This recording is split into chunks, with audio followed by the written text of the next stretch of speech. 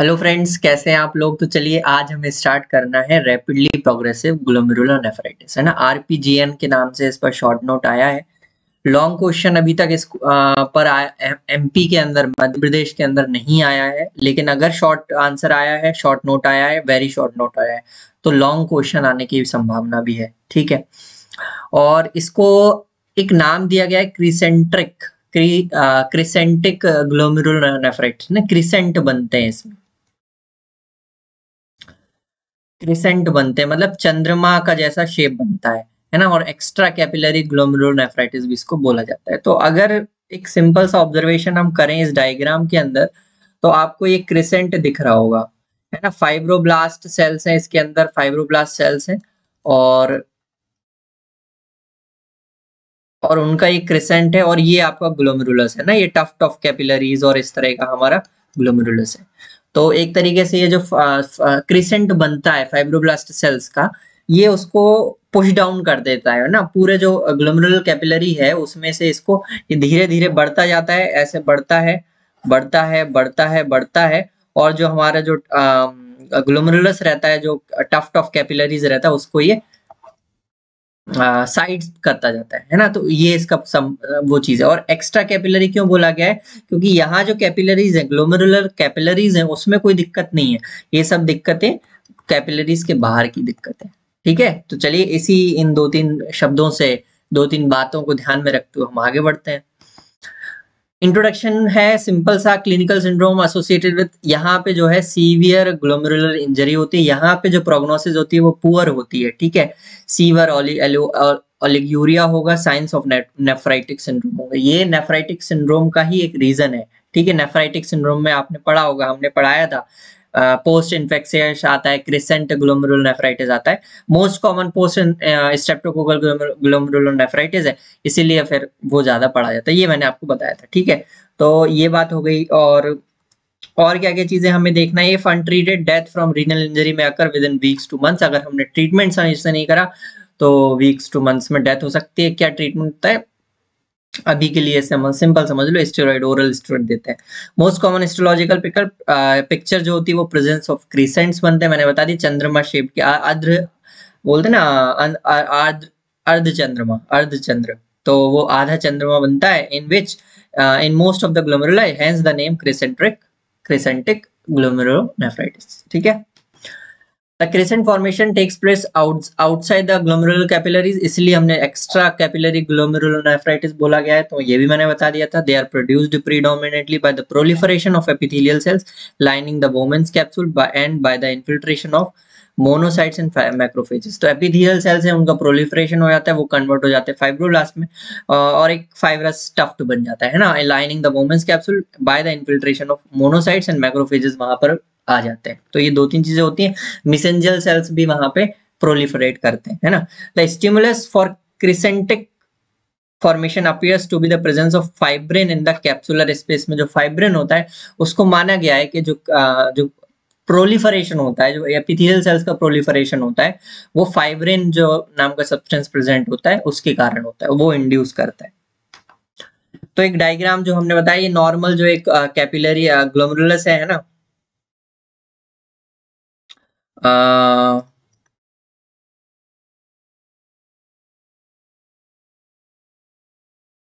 Normal glomerulus है। GBM आपको दिख रही है, पेरिटल एपिथेलियल सेल्स दिख रहे हैं, वोमेन्स कैप्सूल दिख रहा है, वोमेन्स स्पेस दिख रहा है, एंडोथेलियल सेल दिख रहा है। ये जो ग्रीन कलर की है बेसमेंट मेम्ब्रेन है। ठीक है, और यहाँ पे आपको इनको मेसेंजियल सेल्स बोलते हैं। ये भी ध्यान रखना, मेसेंजियल सेल्स क्या होते हैं? जो कैपिलरीज होती है उनके बीच में एक तो कैप्सूल हो गया, है ना। एक छोटा सा अगर मैं एग्जांपल बनाऊं तो ये हमारा अफरेंट है और ये ईफरेंट है, और इसके ऊपर ये इस तरीके से हमारा बोमेंस कैप्सूल रहता है। यहाँ पे अगर मैं एक डैश डैश करके बनाऊं तो ये हमारी कैपिलरी बेसमेंट मेम्ब्रेन है इसके चारों तरफ से, है ना। और यहाँ पे जो सेल्स रहेंगे इनको आप मेसेंजर सेल्स बोलोगे। ये तो कैपिलरीज है, इनके थ्रू फिल्ट्रेशन होके यहाँ आ रहा है, और फिल्ट्रेशन से फिर वो यहाँ जाके जो हमारा असेंडिंग लूप है, डिसेंडिंग लूप है, लूप ऑफ हेनले, फिर असेंडिंग लूप, वहां चला जाएगा। तो वो चीज है। ठीक है। अब यहाँ पे आ जाओ क्या क्या हो रहा है इधर पे। तो हमने इसकी जब इटियोपैथोजेनेसिस में हम पढ़ेंगे कि क्या क्या चीजें होती हैं, क्या क्या रिस्पॉन्सिबल है। तो 3 तरीके से ये होता है। एक होता है एंटी जीबीएम टाइप होता है इसका, मतलब आरपीजीएन फर्स्ट सेकंड थर्ड करके इसको हमने नाम दिया है। तो फर्स्ट वाला एंटी जीबीएम टाइप होता है, मतलब anti GBM anti glomerular basement membrane के अगेंस्ट एंटीबॉडीज बनती है। तो ये कुछ प्रोटीन से, प्लाज्मा प्रोटीन से एंटीबॉडीज यहाँ पे आके अपना रिएक्ट करती है, एंटीबॉडी इस पे इम्यून डिपोजिशन होता है उस पर। ठीक है। तीसरे नंबर पे इन्फेक्शियस होता है, पोस्ट इन्फेक्शियस हो सकता है, सेकंड नंबर को हम ये बोलते हैं। और इसको इम्यून वाला भी बोला जाता है, इम्यून मीडिएटेड भी बोला जाता है, इम्यून कॉम्प्लेक्स टाइप। और फिर तीसरे नंबर का होता है, तीसरे को क्या बोलते हैं हम, तीसरे को हम बोलते हैं पाउसी इम्यून। कुछ रीजन से कुछ चीजें एब्सेंट होती हैं, इसलिए हम बोलते हैं पाउसी इम्यून। ठीक है। तो इसमें यहाँ पे कुछ प्रोटीन्स के कारण या इम्यूनिटी, ऑटो इम्यूनिटी, मतलब इम्यून कॉम्प्लेक्स डिपोजिशन के कारण यहाँ पे जो रिएक्शन होता है उसके कारण मिसेंजल सेल्स का प्रोलिफरेशन होता है एंड जो इन्फ्लेमेटरी सेल्स है उनका प्रोलिफरेशन होता है और सेल्स यहाँ पे आने लगते हैं। धीरे धीरे जब आप यहाँ पे देखोगे तो इन्फिल्ट्रेटिंग मैक्रोफेजेस आ रहे हैं, इंटरस्टिशियल फाइब्रोब्लास्ट आ रहे हैं, फाइब्रोब्लास्ट यहाँ पे आ चुके हैं, और प्रोलिफरेटिंग पेरिटल एपिथेलियल सेल्स जो है वो स्पिंडल शेप्ड प्रोलिफरेशन से पूरा प्रोलिफरेशन बना लेते हैं। ठीक है। मैंने बताया था फाइब्रोब्लास्ट, यहाँ पे इंटरस्टिशियल फाइब्रोब्लास्ट भी प्रेजेंट है, और ये इन्फिल्ट्रेटिंग मैक्रोफेज बाहर से आ गए हैं और एपिथेलियल सेल्स का प्रोलिफरेशन होता है। ठीक है। करेक्ट कर लेना पिछली बार जो मैंने बोला था ना, प्रोलिफरेशन ऑफ फाइब्रोब्लास्ट प्रेजेंट रहते हैं, लेकिन मेजोरिटी में एपिथेलियल सेल्स का प्रोलिफरेशन होता है। उसके बाद जब आप देखोगे तो यहाँ पे एक क्रिसेंट बन गया है, फाइब्रोसेलुलर क्रिसेंट है, जो वही है, एपिथेलियल सेल्स ही फाइब्रोब्लास्ट में कन्वर्ट हो जाएंगे और इस तरह का क्रिसेंट बना देंगे। ठीक है। फाइब्रस टिश्यू बन जाता है। ठीक। पैथोजेनेसिस की बात करें तो number of primary glomerular and systemic diseases are characterised by formation of crescents. तो जो क्रिसेंट फॉर्मेशन है वो बहुत सारी ग्लोमेरुलर डिजीज भी हो सकती है और कोई सिस्टेमिक डिजीज के कारण भी सेकेंडरी भी हो सकता है, प्राइमरी भी हो सकता है और सेकेंडरी भी हो सकता है। तो दोनों चीजें based on the etiological agents and pathogenetic mechanism, patient with RPGN are divided into 3 classes. 3 classes में हम लोग बांट देते हैं।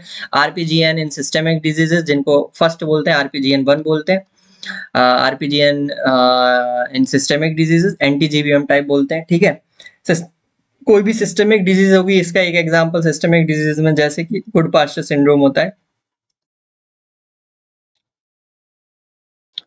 अब इस सिंड्रोम में हाँ, एंटी जीबीएम मतलब एंटीबॉडीज तो बनी, ये बेसमेंट ग्लोमेरुलर बेसमेंट मेम्ब्रेन के अगेंस्ट एंटीबॉडी बनती है। ठीक है। गुड पास्चर सिंड्रोम में, लेकिन वो जो एंटीबॉडी है वो बेस कहीं दूसरी जगह भी बेसमेंट मेम्ब्रेन प्रेजेंट होती है, वहां भी हार्म कर लेती है। वो कौन सी जगह है? तो वो है जो आपका एल्वियुलर बेसमेंट मेम्ब्रेन है ना, वो उसको भी हार्म करती है, उसको भी जाकर के अटैक करती है। वो अटैक के कारण हमें रीनल लीजन्स भी मिलते हैं और हमें एल्वियुलर लीजन्स भी मिलते हैं, मतलब एल्वियुलर डैमेज भी होता है, पल्मोनरी हिमरेजेस मिलता है हमें, और यहाँ पे ओलिगोयूरिया और जो रीनल एक्यूट रीनल फेलियर है ना उसके साइन मिलते हैं, नेफ्राइटिक सिंड्रोम मिलता है। फिर पोस्ट इन्फेक्शियस आरपीजीएन होता है, rapidly progressive glomerular nephritis, immune complex type बोलते हैं इसको, पाउसी इम्यून बोलते हैं, आरपीजीएन टाइप 3। ठीक है। तो ये याद रखना है, फर्स्ट वाला, सेकेंड वाला, थर्ड वाला। Following 3 serological markers are used for categorising the RPGN. RPGN को कैटेगराइज करने में हमें 3 चीजों पर डिफरेंशिएट, अगर हमें डिफरेंशिएट करना है तो 3 चीजें हम लेंगे। सीरम C3 का लेवल्स लेंगे, एंटी जीबीएम एंटीबॉडी के लेवल्स लेंगे, और एन का एंटी न्यूट्रोफिल साइटोप्लाज्मिक एंटीबॉडी जो है उसका लेवल्स भी हम लेंगे। जो तो पाउसी इम्यून होता है ना, उसमें पाउसी इम्यून में एन का पॉजिटिव होता है, बाकी कहीं भी एन का हमें नहीं मिलता। ठीक।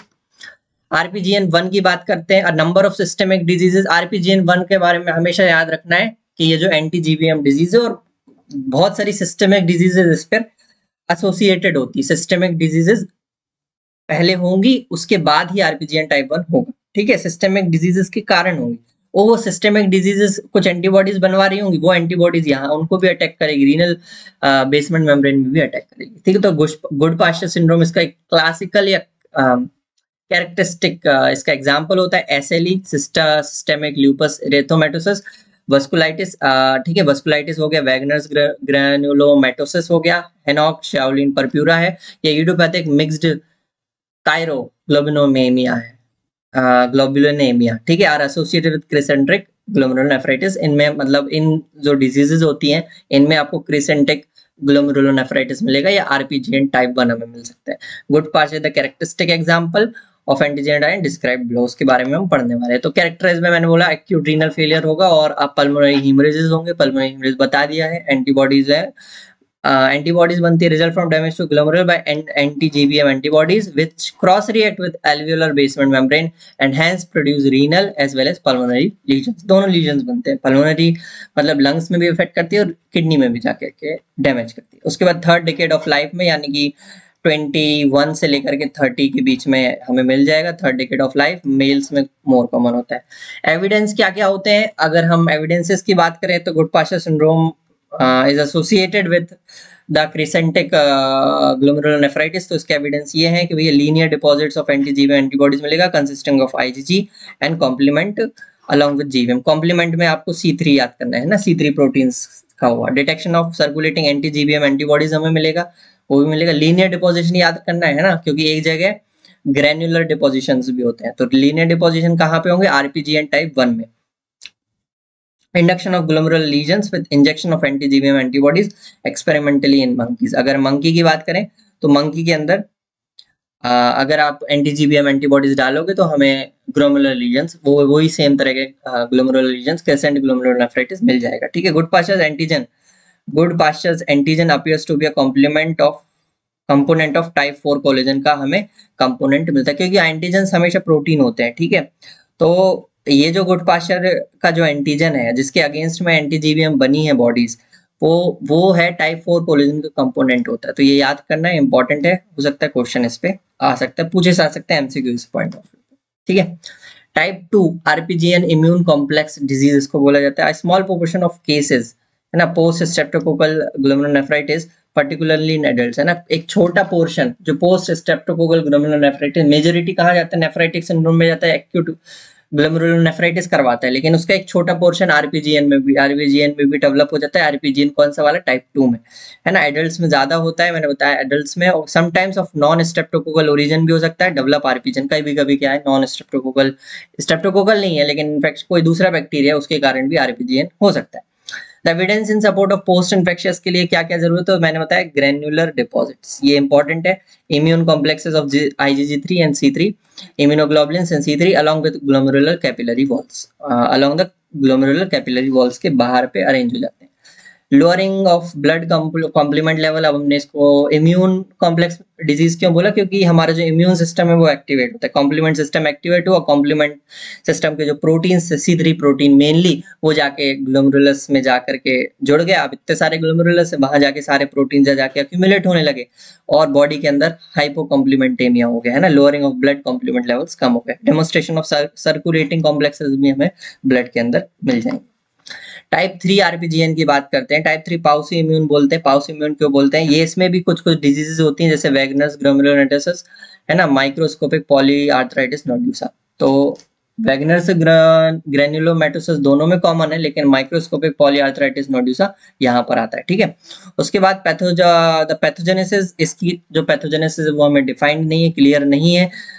मेजॉरिटी ऑफ दिस पेशेंट जो है वो एन का पॉजिटिव होते हैं, implying a defect in humoral immunity. Pauci immunity से बोला है क्योंकि ये ह्यूमरल इम्यूनिटी ब्लड के अंदर जो इम्यून सेल्स होते हैं वहां की उसको दर्शाता है। ठीक है। Serum complement levels are normal and anti GBM antibodies are negative. तो यहाँ पे सिर्फ एन का पॉजिटिव होगा, बाकी दोनों चीजें नेगेटिव रहेंगी। हमने बाकी है ना, एन जो शुरुआत में मैंने 3 चीजें बताई थी किन बेसिस पर इनको डिवाइड किया गया है। तो जो एंटी-जीवीएम एंटीबॉडीज है, कॉम्प्लीमेंट लेवल्स है, ठीक है, और तीसरा है एन का, तो एन का पॉजिटिव है, बाकी दोनों में एन का नेगेटिव होगा। ठीक है। लिटिल और नो ग्लोमेरुलर इम्यून डिपॉजिट्स मिलते हैं, कोई बिल्कुल इम्यून डिपॉजिट्स हमें नहीं मिलते, इसीलिए हम पाइसिव इम्यून इसको बोला जाता है। ठीक है। चलिए आगे बढ़ते हैं। अब छोटा सा एक कंपैरिजन है, distinguishing feature between 3 main categories of RPGN जो है उसके तीनों का डिफरेंसेस हैं। क्लिनिकल सिंड्रोम जो होगा वो नेफ्राइटिक ही है। ठीक है। पैथोजेनिक टाइप जो है वो एंटी-जीवीएम बता दिया, दूसरा वाला इम्यून कॉम्प्लेक्स मेडिएटेड है, तीसरा वाला पाउसी इम्यून। तो ये लिखना है हमें। इम्यूनोफ्लोरेसेंस में लीनियर आईजीजी, लीनियर इम्यूनोग्लोबुलिन और C3 कॉम्प्लीमेंट दिखेंगे। यहाँ पे ग्रेनुलर आईजीजी इम्यूनोग्लोबुलिन और C3 दिखेंगे। यहाँ पे या एब्सेंट रहेगा या स्पार्स रहेगा, बहुत कम रहेगा, ठीक है। सीरोलॉजिकल मार्कर्स C3 लेवल्स का नॉर्मल होता है, यहाँ पे लो हो सकता है ना, सेकंड वाले में हमने बात करी थी, लो हो सकता है। ये मैंने नेफ्राइटिक सिंड्रोम जब मैंने पढ़ाया था एक्यूट ग्लोमेरुलर नेफ्राइटिस, तो वहां भी मैंने बताया था। और नॉर्मल यहाँ पे टाइप 3 में नॉर्म सब कुछ नॉर्मल, दोनों में नॉर्मल होगा। एंटी जीबीएम जो है वो नेगेटिव होगी और एन का बस पॉजिटिव होगा, ये याद रखना। बाकी दोनों में एन का नेगेटिव है, एन का की बात करें तो बाकी दोनों में एन का नेगेटिव है, याद करना सिंपल है। और फिर एंटी जीबीएम एंटीबॉडी यहाँ पे पॉजिटिव है, यहाँ पे नेगेटिव है और यहाँ पर भी नेगेटिव, ठीक है। अंडरलाइन कॉजेज की बात करें तो अंडरलाइन कॉजेज में आप देखो इडियोपैथिक है, ठीक है, गुड-पास्चर सिंड्रोम बता गया, एसएलई वास्कुलाइटिस, वेगनर्स ग्रेनुलोमाटोसिस, हेनॉक्स, चाइल्डहुड परप्यूरा मिल गया। फिर इडियोपैथिक है तो पोस्ट इन्फेक्शियस बता दिया उन्होंने, और पोस्ट स्ट्रेप्टोकोकल ग्लोमेरुलर नेफ्राइटिस जो कॉमन है। इडियोपैथिक है पॉलीआर्थराइटिस नोड्यूसा और वेगनर्स ग्रेनुलोमाटोसिस, ठीक है। चलिए पढ़ते रहिए, थैंक यू फॉर लिसनिंग, और किताबें जरूर पढ़ना है ना। पैथोलॉजी का अगर आप पढ़ रहे हो तो ये जो लेक्चर्स हैं ये बहुत शॉर्टकट वाले नहीं है कि मुझे आंसर लिखवाना था तो हमने पढ़वा दिया, ठीक है। ये सारी जो अच्छी किताबें हैं, हर्ष मोहन है या फिर रॉबिन्स है, दोनों को पढ़ करके उनमें से कुछ अच्छी चीजें दोनों में से लेकर के बनाए गए हैं। और इनको जब आप पढ़ोगे, या तो ये लेक्चर देखो उसके बाद अपनी बुक रीड करो, या बुक रीड करने के बाद ये लेक्चर देखो, दोनों फायदेमंद होगा, है ना।